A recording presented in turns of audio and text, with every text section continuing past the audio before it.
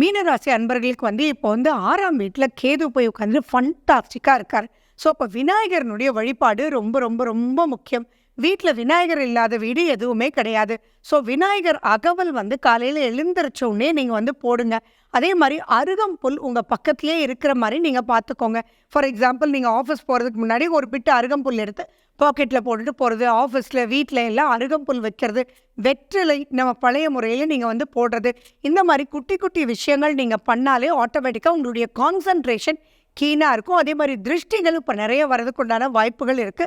கண்டிப்பா நீங்க திருஷ்டி சுத்தி போட்டுக்கோங்க தினமும். இந்த மாரி குட்டி குட்டி விஷயங்கள் பண்ணிட்டு, அதே மாரி ரிஷிகர்கள், முனிவர்கள், சித்தர்கள் இவங்களுடைய வழிபாடு வீட்ல இருந்து அவங்கள நினைச்சு நீங்க பிரார்த்தனை பண்ணும்போதும், மெடிடேட் பண்ணும்போதும் ஃபண்டாஸ்டிக்கா மெடிடேஷன் நம்ம எதுக்கு பண்றோம் அப்படின்னா, இவ்ளோ நல்ல காலகட்டம் இருக்கு. அப்ப நிதானத்தோட எத வின் பண்ணலாம் அப்படின்ற அந்த மெடிடேஷன் பண்ணும்போதும், மூச்சு பயிற்சி பண்ணும்போதும் நமக்கே அந்த ஆக்ஸிஜன் லெவல் சூப்பரா இன்க்ரீஸ் ஆகும். ஸோ நீங்க வீட்ல பிராணாயாமம் பண்ணாலே போதும். அதுதான் உங்களுடைய எளிய பரிகாரம்.